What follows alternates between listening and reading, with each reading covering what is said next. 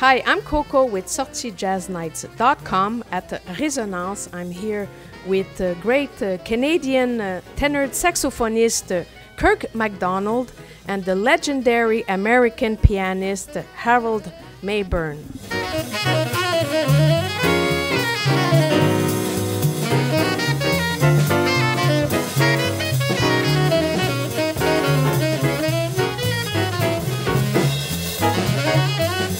They're here to present Vista Obscura and more. So how did you two great musicians meet? Well, I met Harold probably 30 years ago, maybe even 32 years ago or something like that. That sounds right.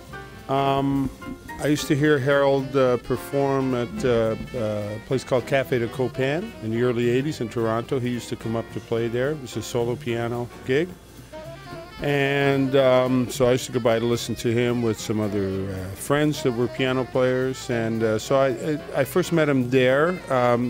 Part of the connection for me was I had a few lessons with George Coleman around that time, and Harold and George were very tight, and so I made it a point to introduce myself, and eventually I think the first time I got to play with Harold was a Saturday afternoon broadcast from the Traders Lounge at the Sheridan Center, and that would have been in and around that time, maybe 84 or 85, okay. And that's kind of where we first met. So this is the first time up until last July that we played together in probably 30 years. And oh, really? Okay. Yeah, and it was a pleasant surprise because I hadn't heard him in so long, but he had really gotten even better. I mean, it was really an enjoyable situation.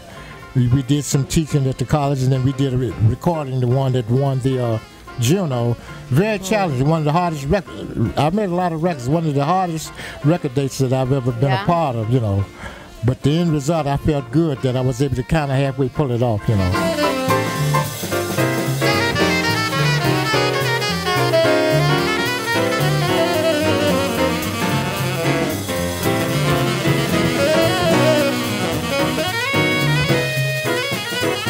So Kirk, your latest project is Vista Obscura. Yes. Where do you want to take us with that, and how are we to perceive this project? Oh boy, that's a good question. I generally like to leave that up to the listener. You know, it is instrumental music, and so it is open for interpretation. Vista Obscura, like I think about a lot of the tunes. Without kind of getting overly sentimental about it, a lot of those tunes come from associations with family and my upbringing in Cape Breton. I mean, it's not exclusively about that, but Myra Nights, for instance, is something that I thought about. I wrote for my sister who was going through a difficult time in her life with some medical issues. And, you know, I spent many times with her on the Myra River where she lives when I go back to visit. The Mill Dam is, that's a place where I kind of spent a lot of time where, you know, it's an isolated place. That's an older composition that I've recorded before. Vista Obscura, I think one of the things I tried to capture with that composition is you know, vistas opening up, you know, like Cape Breton, you know, the driving and seeing all these panoramic views opening up and things like that. So musically, I tried to capture some of that with some of the modulations and the tune and things like that. So that's part of it. And you know, Pat LaBarbera is somebody I've always admired, and he was one of my teachers when I first moved to Toronto. Okay. And we've been playing together for about 25 years, playing the music of John Coltrane.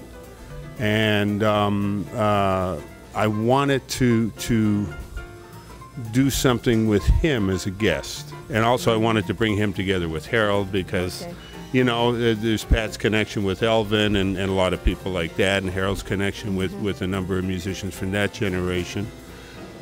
So I wanted to just do that, but in a, you know, kind of a relaxed and casual way. So I found a few tunes that I thought would work great, you know, with the two tenors. and also Andre White, who's from Montreal. Yes. Andre's a longtime friend of mine. I've known him at least 30, 35 years. We've been playing together over that time, on and off. So I thought that would be a great combination, that rhythm section of Andre, Neil, and Harold, and to bring Pat in just, as a special guest on a few tunes. So that's a bit of what I was trying to put in play with that recording.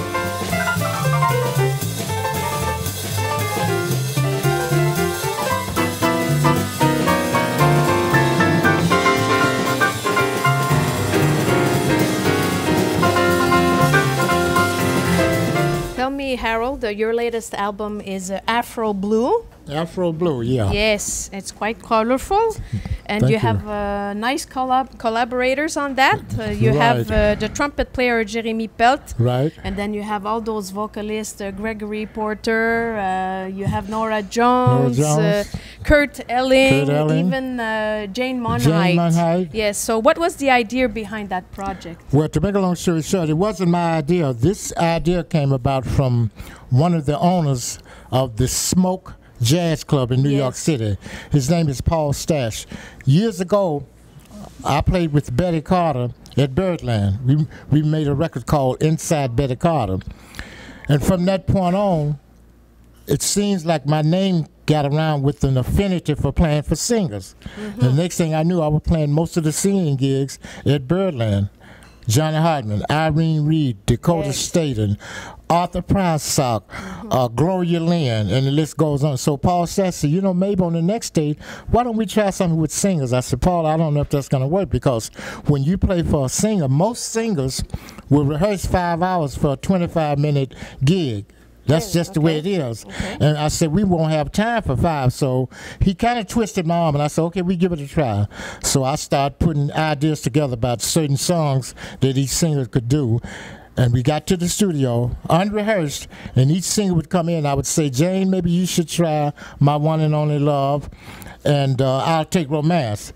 And it worked. And come to find out, My One and Only Love was Jane Monheit's wedding song. So we got lucky. The powers that be were smiling on us that day. And the thing that's good about it, because each singer, conceptually speaking, got a different sound, different timbre in their voice, and so nothing is the same. And I had 2 songs that I wrote words and music for. The Man from Hyde Park is a dedication to Herbie Hancock. And the other song, Alexis Cole, Such Is Life, it was a ballad, but I decided to use that as a bossa nova, and that's how that came about.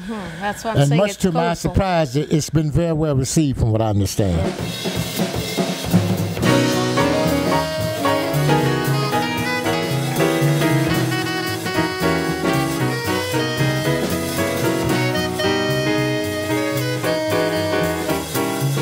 I read somewhere that you played with Miles Davis for 6 weeks or 6 something. weeks, West Coast tour, And no recording. With the 7 Steps to Heaven, that record was conceived during the time I was in the band. But after I heard what Herbie Hancock played on Josh, I'm glad I did make it, because that's a bit, I would still be there now trying to figure that out. But Miles was very complimentary, because he was starting a new band, so he needed a group just for that tour, But we had a wonderful time for the 6 weeks. He would get to the gig, let's play some music. But there were a couple of times when he was going to strand me. Strand means that leave me out to get back on my own, but I was prepared because I had plenty of money and plenty of credit cards, because I played a chord and he didn't like. I was playing an F7 chord, F-A-C, E flat. He wanted me to take that E flat out and put an E in it, but we had a good relationship, and he always supported me,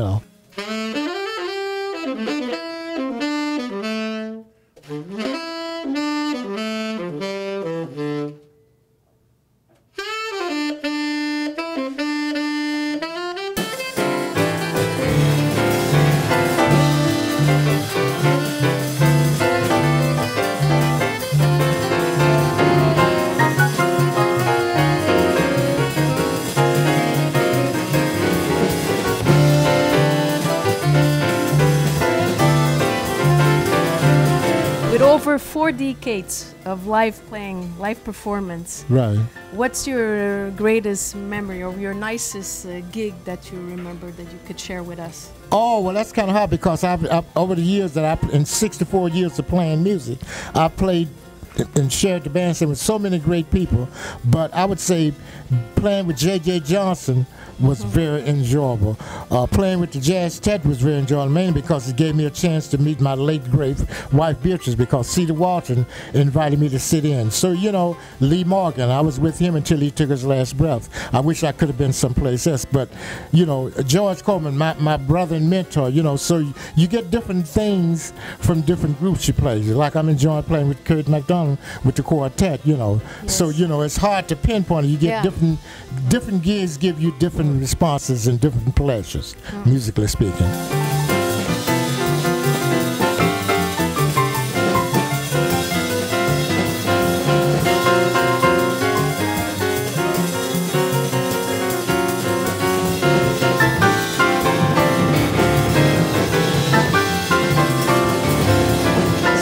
Kirk, as an educator, how do you see the new generation of musicians, their evolution, their styles, and do you see a difference from, let's say, 20 years ago? I do. I think jazz education has really come a long way. I think the access to some of the great players in whatever scene, whether it's New York, Toronto, Montreal, there's more access to the people that are out there doing it. You know, and I think that's great. As far as the level of playing, I think technically what's happening now is unbelievable. You know, people are more developed at a younger age. I think the music is in some ways reflective of the complexities of society today. You know, like it's become much more technological and so I think with a lot of the younger generation players that there tends to be more of an interest in that side of things. You know, the forms have become more complex, you know, a lot more odd meters. And I think in another way the music has evolved, like with all the generations that improvise music or jazz music, however you want to refer to it, has become much more open in terms of the influence of other cultures. You know, like African influence, Eastern European influence, Cuban influence, that kind of thing. So I think that's always been a part of the music in terms of how it's evolved. But I think now, you know, Indian music and you know, it's like. The influence is so vast from so many different cultures more now that ever. it's. I think so, Yes. and so I think it's a wonderful thing. I think also as a musician that you really need to be true to who you are and find yourself in that. You know what I mean? It's not like you want to jump on the bandwagon and say, okay, so now everybody's into Cuban music and I'm going to get that together. It's like it is a melting pot, and you know you need to be true to yourself and your influences, but also be open to what's happening.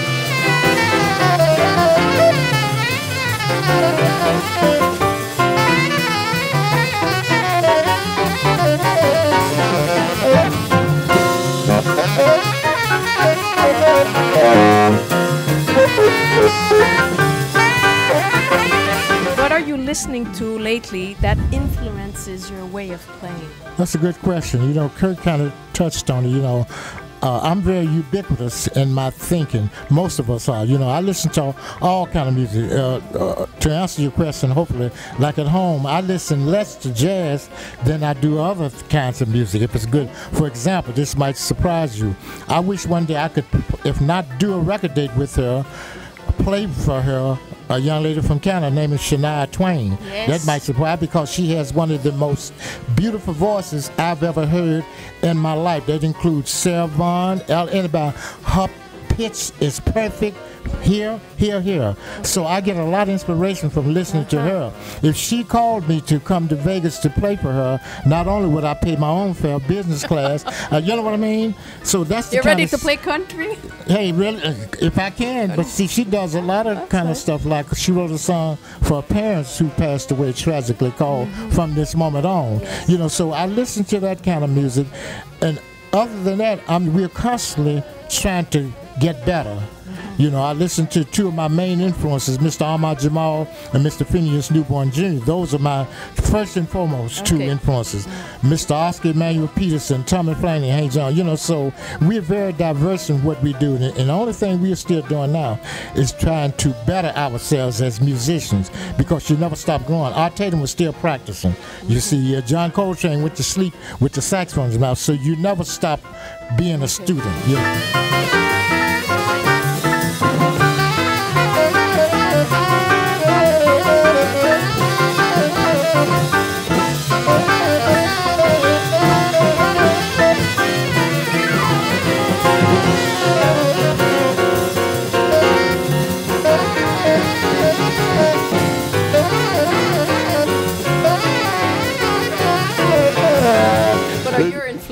Well, I mean, I've had a lot of influences over the years, and you know, all the greats, of course. You know, John Coltrane, Charlie Parker, Joe Henderson, Sonny Rollins, Lester Young, Hank Mobley, George Coleman, Lee Konitz, Warren Marsh. Those are all people. I mean, those are just the saxophone players. Exactly. Yes. But then you know, you have the great personalities on any instrument. You know, so.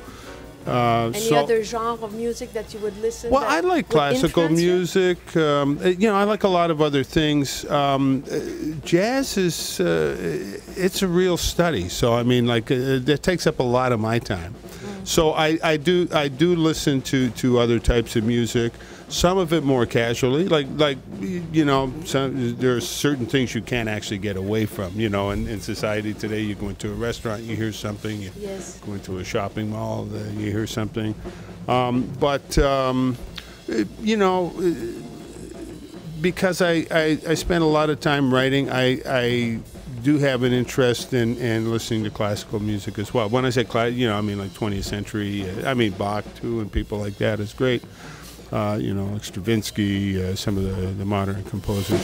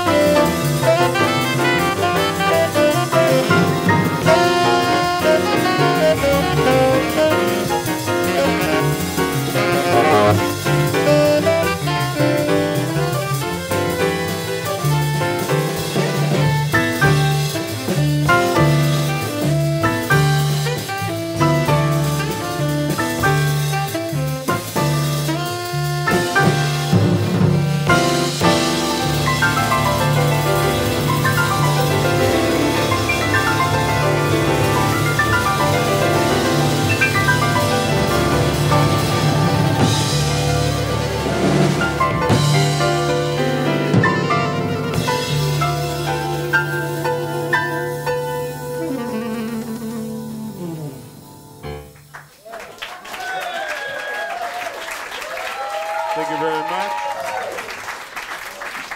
Andre White, the drums. Alec Walkington on the bass.